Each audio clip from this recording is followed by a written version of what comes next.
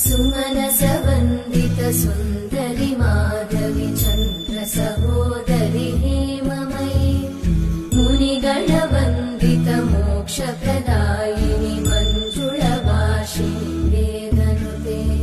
पङ्कजवासिनि देव सुपूजित सद्गुणवर्षिणि शान्तियुते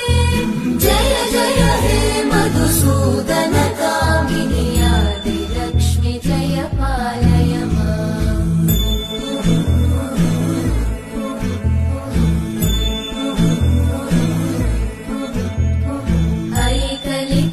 ऐकलिकल्मषनाशिनि कामिनि वैदिकरूपिणि वेदमये क्षीरसमुद्भव